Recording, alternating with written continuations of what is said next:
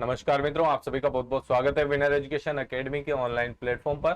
हम डिस्कस कर रहे हैं राजस्थान के लोक देवता, एक ऐसा टॉपिक जहां से कॉम्पिटिटिव एग्जाम में हर बार प्रश्न बनता है और इसको आपको अच्छे से कवर अप कर लेना चाहिए। मैं जो आपको टू द पॉइंट पढ़ा रहा हूँ, इससे बाहर कुछ भी नहीं जाने वाला है, ये ध्यान रख लीजिएगा। और लगभग अपना ये टॉपिक जो है कंप्लीट होने को आया है। आज हम कुछ क्षेत्र विशेष के लोक देवताओं के बारे में बात करने वाले हैं। क्षेत्र विशेष के लोक देवता से क्या तात्पर्य है, यदि हम इसकी बात करें, क्षेत्र विशेष लोक देवता, इससे आप क्या समझते हैं बताइए।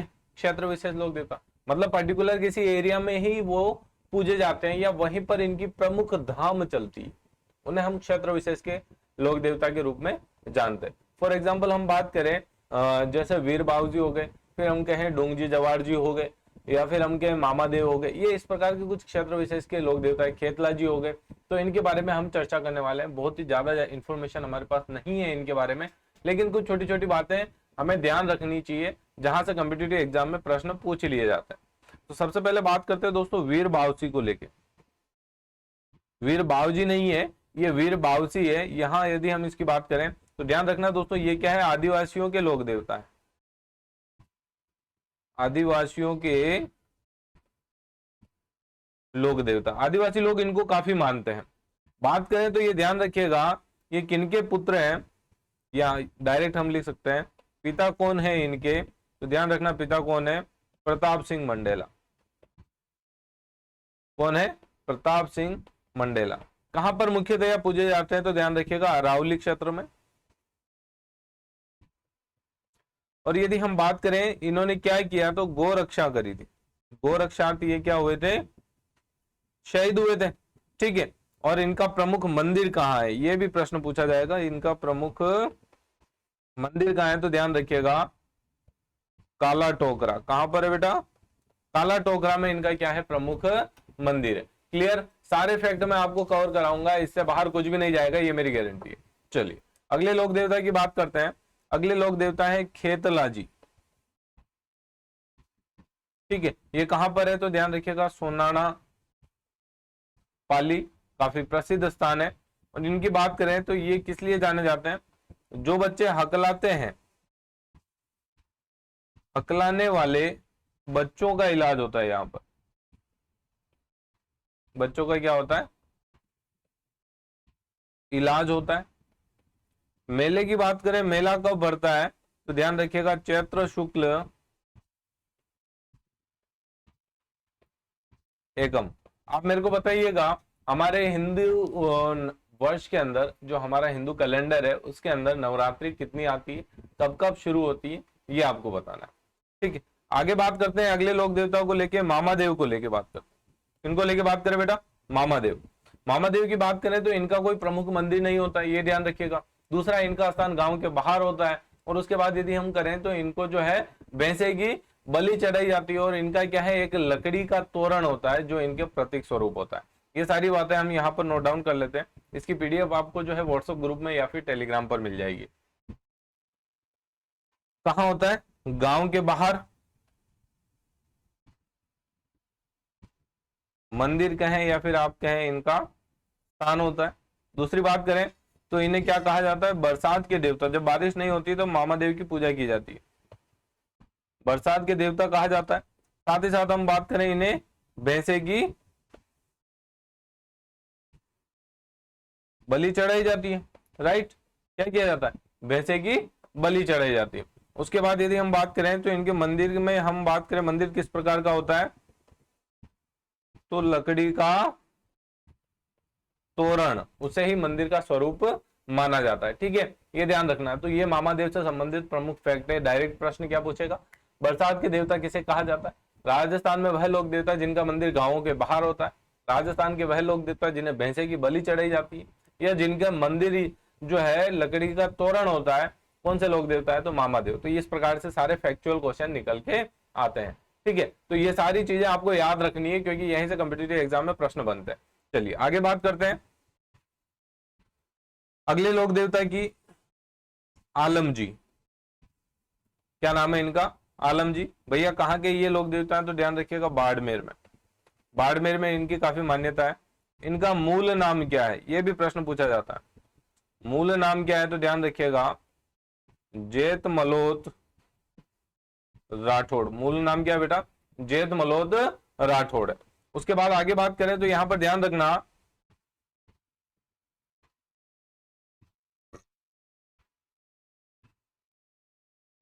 इनका प्रमुख स्थान कहां पर है? दोरीमन्ना। कहां पर है? दोरीमन्ना। और इस दोरीमन्ना को क्या कहा जाता है?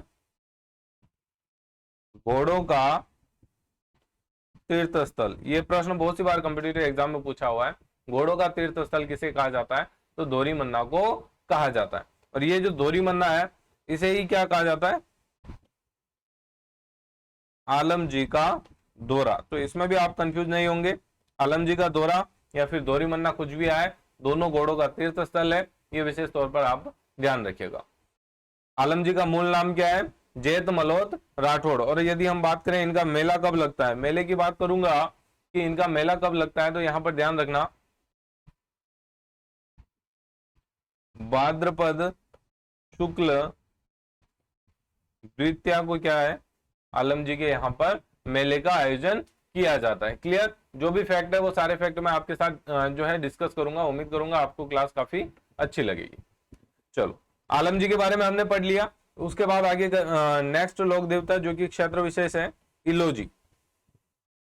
इलोजी की बात करें तो यहां पर ध्यान रखना, आप सभी होलिका को जानते हैं, तो होलिका के होने वाले पति थे, ये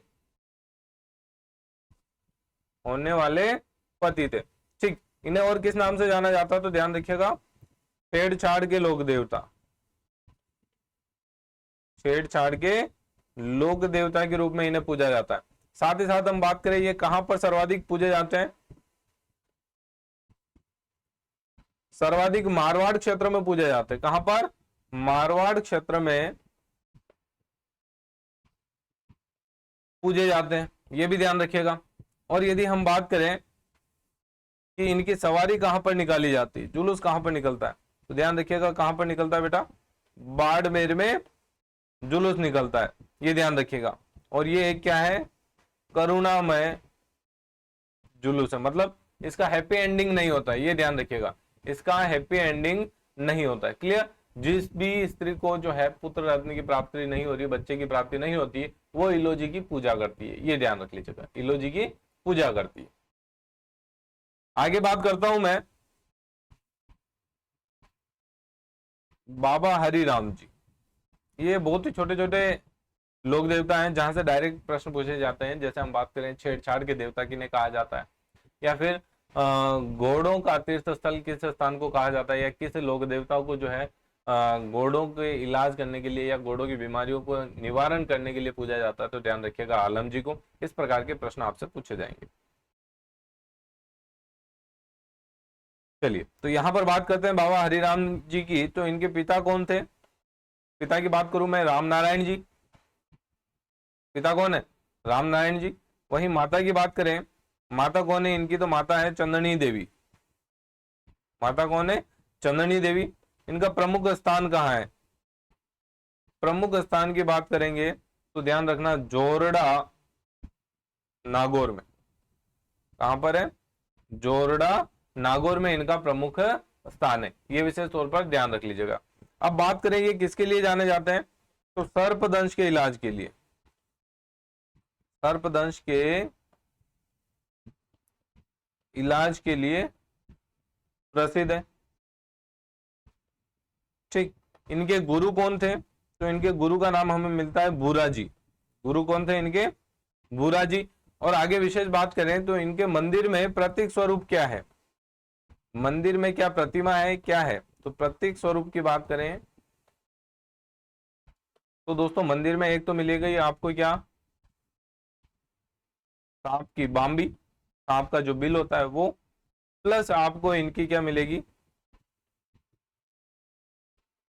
इनके चरण कमल, या आप यूं कह सकते हैं चरण पादुका। चरण कमल की क्या होती है? पूजा होती है। ये दो आपको ध्यान रखना है। बाबा हरिराम जी के मंदिर में आपको एक तो मिलेगी सांप की बाम्बी। प्रश्न क्या पूछेगा? वह लोक देवता जिनके मंदिर में सांप की बाम्बी की पूजा होती है कौन है? बाबा हरिराम दास जी। इस प्रकार से प्रश्न आपसे पूछे जाएंगे। क्लियर? चलो नेक्स्ट बात करते हैं अगले लोक देवताओं को लेके। वीर फत्ता जी कौन है भैया? वीर फत्ता जी, कंफ्यूज मत होना, फत्ता सिसोदिया की यहाँ पर बात नहीं हो रही है। वीर फत्ता जी ये कहाँ के हैं, तो ध्यान रखिएगा साथू गांव। कहां पर स्थित है, तो जालोर डिस्ट्रिक्ट में ये साधु गांव पड़ता है, और ये जालोर के क्षेत्र विशेष लोक देवता है, ये ध्यान रखिएगा, जालोर के क्षेत्र विशेष लोक देवता है। गोरक्षार्थ ये क्या हुए थे, शहीद हुए थे, ये ध्यान रखिएगा, गोरक्षार्थ शहीद हुए थे। और इनके मेले की बात करें, इनका मेला कब लगता है, तो ध्यान रखिएगा भाद्रपद शुक्ल नवमी को। कब लगता है, भाद्रपद शुक्ल नवमी को मेले का आयोजन होता है वीर फत्ता जी का। चलो आगे बात करें, अगला देखो, डूंग जी और जवार जी, ठीक है, इनकी बात करें, ये किस लिए जाने जाते हैं, तो 1857 की क्रांति के लोक देवता। उसके बाद हम बात करें, इन्हें ही कहा जाता है शेखावाटी के लोक देवता।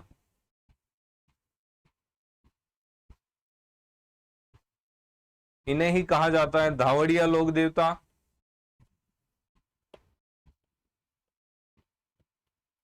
और इन्हें ही कहा जाता है लुटेरे लोक देवता। ये सारे क्या है, इनके उपनाम है। क्लियर, 1857 की क्रांति के लोक देवता, शेखावटी के लोक देवता, धावड़िया लोक देवता या फिर लुटेरे लोक देवता इन्हें कहा जाता है। क्लियर, चलो कहां से थे, यदि हम इसकी बात करें तो ध्यान रखिएगा बठोट गांव। बठोट गांव कहां पर पड़ता है, सीकर में। डूंग जी की बात करें दोस्तों, तो ध्यान रखिएगा डूंग जी ये क्या थे, रिसालदार थे, किसमें, शेखावटी ब्रिगेडियर। जो शेखावटी बटालियन थी, शेखावटी ब्रिगेड, अंग्रेजों के द्वारा जो बटालियन बनाई गई थी शेखावटी क्षेत्र में, उसमें रिसालदार थे। बाद में इन्होंने क्या कर दिया, नौकरी छोड़ दी, नौकरी से त्याग पत्र दे दिया, और अंग्रेजों प्लस जो भी धनी व्यक्ति थे, उन धनी व्यक्तियों को इन्होंने क्या किया, लूटना शुरू कर दिया, उनसे धन लूटते थे। और 1857 की क्रांति में जो क्रांतिकारी थे उनके लिए वो धन इकट्ठा करते थे। कुछ धन जो है ग्रामीण जनताओं में भी, जो गांव की जनता थी, जो काफी मजबूर थी, जो दरिद्र अवस्था में थी, उनके लिए जो है दान कर दिया करते थे, जिस कारण से गांव के लोग उन्हें धावड़िया कहकर पुकारा करते थे। ये इतने जबरदस्त थे कि इन्होंने छावनियां तक लूट ली, अंग्रेजों की छावनियां तक लूट ली थी। ठीक है, लोटिया जाट, कर्णा मीणा और डूंग जी और जवार जी, ये चार लोगों की एक अच्छी टीम थी, और इस टीम के बाद जो है इन्होंने काफी लूटपाट मचाई थी। 1857 की क्रांति की ये घटना है। चलिए आगे बात करते हैं। अंग्रेजों के द्वारा डूंग जी को गिरफ्तार कर लिया गया था, डूंग जी को पकड़ा और कहां रखा, आगरा किले में। इस आगरा किले से छुड़ा के लाए थे जवाहर जी,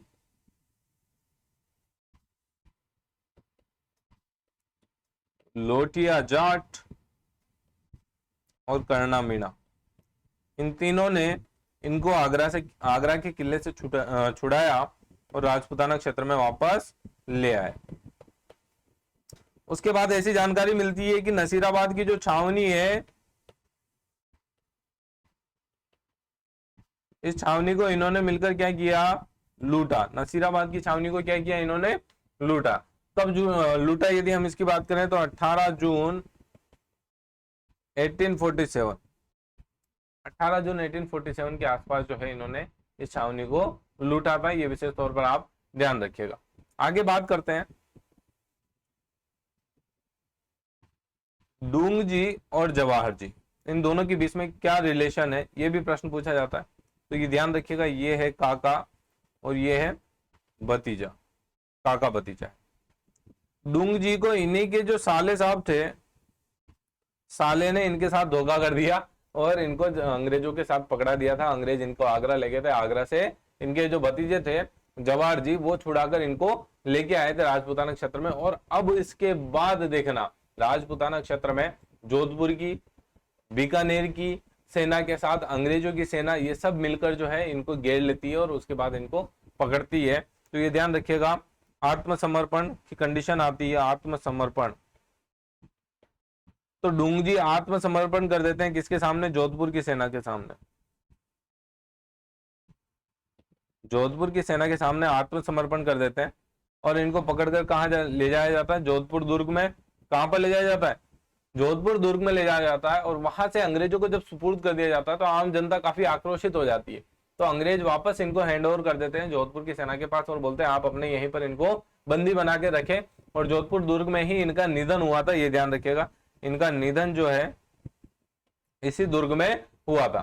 ठीक, ये विशेष तौर पर ध्यान रखिएगा। तो उस समय जोधपुर के शासक कौन थे? तो ये भी आप ध्यान रख लीजिएगा, तख्त सिंह थे जोधपुर के शासक, और बीकानेर के शासक थे रतन सिंह। तो रतन सिंह के यहाँ चले गए थे जवाहर जी, ये विशेष तौर पर ध्यान रखना, जवाहर जी रतन सिंह के पास चले गए थे और डूंगजी आ गए थे जोधपुर में। जोधपुर में इनका निधन हुआ। तो ये लोक देवता थे 1857 की क्रांति वाले। यहाँ से प्रश्न पूछे जाते हैं, लुटेरे लोक देवता किन्हें कहा जाता है? शेखावटी के प्रसिद्ध लोक देवता कौन है? या फिर 1857 की क्रांति के लोक देवता किन्हें कहा जाता है? तो डूंगजी जवाहर जी को कहा जाता है। क्लियर? आगे बात करें, अगले लोक देवता देखो, वीर बग्गा जी जाट। कहां के, कौन से क्षेत्र के लोक देवता है? तो ध्यान रखिएगा, बीकानेर क्षेत्र के। कौन से क्षेत्र के? बीकानेर क्षेत्र के प्रमुख लोक देवता है। बीकानेर में एक गांव पड़ता है बीगा जी, बीगा गांव। ठीक है, बीगा गांव कहां पड़ता है? तो ये श्री डूंगरपुर तहसील जो है, डूंगरपुर तहसील में पड़ता है। ठीक, ये ध्यान रखिएगा। वीर बग्गा जी को कौन सर्वाधिक मानता है? तो ये ध्यान रखिएगा आप, जाखड़ समाज। जाखड़ समाज के लोक देवता मतलब जाखड़ समाज के लोग सर्वाधिक मानते हैं, सर्वाधिक मानते हैं। उसके बाद हम बात करें, विक्रमी संवत 1393 में गोरक्षार्थ ये शहीद हो गए थे। गोरक्षार्थ शहीद, मुसलमानों से गायों की रक्षा करते हुए शहीद हुए थे। मेला कब लगता है? यदि ये बात करें इनका मेला कब लगता है, तो ध्यान रखिएगा 14 अक्टूबर को मेला लगता है। 14 अक्टूबर को मेले का आयोजन होता है। कब होता है? 14 अक्टूबर को मेले का आयोजन होता है। क्लियर? वीर बग्गा जी जाट की हमने बात करी। हाँ, एक फैक्ट और ध्यान रख लीजिएगा, मैंने बीकानेर के बारे में बताया, लेकिन इनका जन्म कहां हुआ? तो ध्यान रखिएगा, रेडी गांव में। कहां पर हुआ जन्म? रेडी गांव में इनका क्या हुआ? जन्म हुआ। आगे बात करते हैं अगले लोक देवता के बारे में।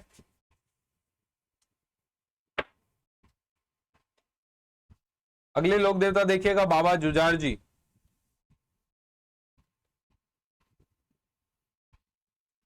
बाबा जुझार जी की बात करें, ये कहां के लोक देवता है? तो ध्यान रखिएगा, इमलोहा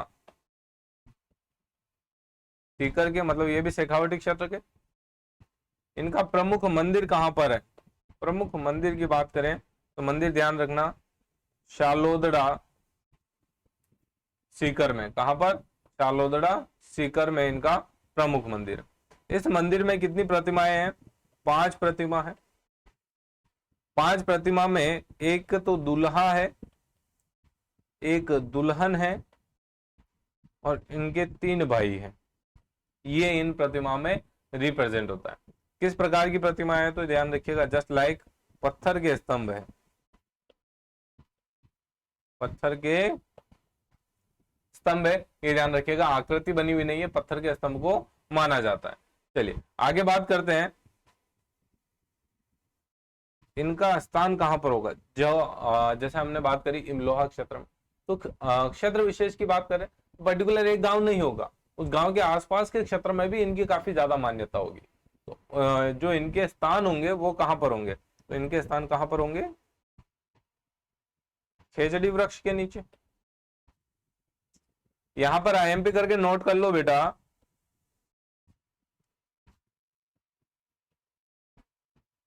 गोगा जी का स्थान भी कहां होता है? खेजड़ी वृक्ष के नीचे होता है, ये भी हमें क्या रखना है, ध्यान में रखना है। गोगा जी का कहाँ होता है, खेजड़ी वृक्ष के नीचे। और दूसरे लोक देवता कौन से, बाबा जुजाजी। अब प्रश्न क्या बनेगा, यहाँ पर ध्यान रखना, राजस्थान में गोगाजी चौहान का स्थान जो है खेजड़ी वृक्ष के नीचे होता है, तो और कौन से लोक देवता है जिनका स्थान खेजड़ी वृक्ष के नीचे होता है, या ऐसा दिया जाएगा, राजस्थान के वह लोक देवता जिनका स्थान जो है खेजड़ी वृक्ष के नीचे होता है। ऑप्शन जुजाड़ जी, फिर ऑप्शन देगा गोगा जी नीचे, उसके बाद ए और बे दोनों, और फोर्थ ऑप्शन देगा ए और बे दोनों नहीं। क्लियर। चलो, एक आपने नाम सुना होगा भूमिया जी, जो भूमि रक्षार्थ शहीद होते हैं, तो इन्हें क्या कहते हैं अपन, भूमि रक्षक देवता कहा जाता है। ठीक, चलो नेक्स्ट बात करते हैं अगले लोक देवता की तरफ, भूरिया बाबा। अगले लोक देवता कौन है, भूरिया बाबा। इन्हें और किस नाम से जाना जाता है, तो ध्यान रखना, गौतमेश्वर बाबा। कहां पर इनका मंदिर है, प्रतापगढ़ में। और इसके अलावा हम बात करें तो एक मंदिर सिरोही में भी है। इसके बाद हम बात करें क्षेत्र विशेष की, तो ये ध्यान रखना, मीणा जाति के प्रमुख आराध्य हैं। मीणा जाति के इष्ट देव आप कह सकते हैं। मीणा जाति के क्या है बेटा, इष्ट देव है। जो मीणा जाति के लोग हैं, ये मीणा जाति के लोग कभी भी झूठी कसम नहीं खाएंगे, इनकी झूठी कसम नहीं खाते, इतनी मान्यता है इनकी भूरिया बाबा की। ठीक, ये भूरिया बाबा के बारे में आप फैक्ट ध्यान रखिएगा। केवल मंदिर के बारे में पूछा जाएगा, एक प्रतापगढ़ में है, एक सिरोही में है, और मीणा जाति के इष्ट देव है, बस इतना सा ध्यान रखना है। ठीक, चलो आगे बात करें। पन्नराज जी की बात करते हैं, ये कहां के हैं, तो ध्यान रखिएगा जैसलमेर क्षेत्र के। जैसलमेर क्षेत्र में एक गांव है नया गांव, इस गांव में ये काफी प्रसिद्ध है। उसके बाद हम बात करें ये किस लिए जाने जाते हैं, गोरक्षार्थ ये क्या हुए थे, शहीद हुए। मेला कहां पर लगता है, तो ध्यान रखिएगा पनराज सर गांव में। ये इनके कृतज्ञता प्रकट करने के लिए इनके नाम पर पनराज सर गांव रखा गया। और ये मेला कब लगता है, यदि हम इसकी बात करें तो ध्यान रखिएगा माघ और भाद्रपद माह में, इन दोनों माह की शुक्ल दशमी को। ठीक है, मतलब वर्ष में 2 बार लग रहा है, ध्यान रख लीजिएगा। वर्ष में 2 बार मेले का आयोजन होता है। कहां पर, नया गांव के पास, या यूं कहें जैसलमेर में पनराजसर गांव में, वहां पर जो है मेले का आयोजन होता है। क्लियर। अगले लोक देवता की बात करते हैं, देव बाबा। किसकी बात करें, देव बाबा। ये अंतिम लोक देवता है क्षेत्र विशेष में। उसके बाद हम रिकॉल कर लेंगे हमने क्या क्या पढ़ा, और कल की क्लास में जो है हम प्रमुख शब्दावली के ऊपर चर्चा करेंगे, और साथ ही साथ जो भी हमने पढ़ा उसका एक कॉन्सेप्चुअल या यूं कहें एक निचोड़ निकालकर उसी लेक्चर में हम कन्वर्ट कर लेंगे। देव बाबा की बात करते हैं, तो इन्हें किस नाम से जाना जाता है, तो इनके उपनाम ध्यान रख लीजिए। ग्वालों के पालनहार कहते हैं इन्हें, और ग्वालों के क्या कहा जाता है, कष्ट निवारक देवता। ठीक, ये ध्यान रखिएगा। ये कहां के हैं, तो नगला जहाज। कहां के, नगला जहाज भरतपुर, यहां पर इनका प्रमुख स्थान है। इन्हें ही हम बात करें ग्वालों के पालनहार, या फिर हम कहें ग्वालों के आराध्य देव। ग्वाल जाति जो होती है वो इनको काफी ज्यादा मानती है। इनका वाहन क्या है, तो ध्यान रखिएगा वाहन क्या है बेटा, इनका भैंसा है। ठीक है, और ये क्या थे, एक पशु चिकित्सक थे। क्या थे, पशु चिकित्सक थे। तो जब भी इस क्षेत्र में कोई पशु बीमार हो जाता है तो देव बाबा की आराधना की जाती है, उनकी ताती बांधी जाती है। ये विशेष तौर पर आप ध्यान रखिएगा। इनकी समाधि कहाँ है, यदि समाधि की बात करें, समाधि कहाँ है, जहां इनका प्रमुख मंदिर कहां पर, नगला जहाज में, वहीं पर इनकी क्या है, प्रमुख समाधि है। ठीक, ऐसी मान्यता है यदि आप देव बाबा को खुश करना चाहते हैं या फिर आपकी मनोती पूर्ण हो जाती है तो उसके बाद क्या करते हैं, आपको ग्वालों को भोजन करवाना है। तो मतलब आप यूं कह सकते हैं, मन्नत पूरी होने पर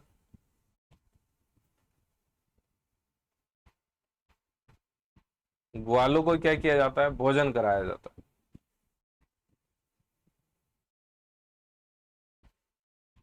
और एक विशेष इंपॉर्टेंट बात ध्यान रखिएगा, एक मान्यता है कि इन्होंने मृत्यु के बाद, देव बाबा ने मृत्यु के बाद बहन थी इनकी जिसका नाम था एलादी, एलादी का क्या भरा था, भात भरा था। ये मोस्ट इंपोर्टेंट प्रश्न यहां से निकल के आता है, वह लोग देवता जिन्होंने अपनी बहन एलादी का जो है भात भरा, या फिर वह लोग देवता जिन्होंने मृत्यु के बाद भात भरा। तो आंसर क्या होगा आपका, देव बाबा। अब बात करते हैं इनका मेला जो है कब लगता है। मेले की बात करें तो मेला लगता है दोस्तों चैत्र माह में और भाद्रपद माह में। ठीक है, चैत्र माह और भाद्रपद माह में शुक्ल पंचमी को कब लगता है, शुक्ल पंचमी को मेला लगता है।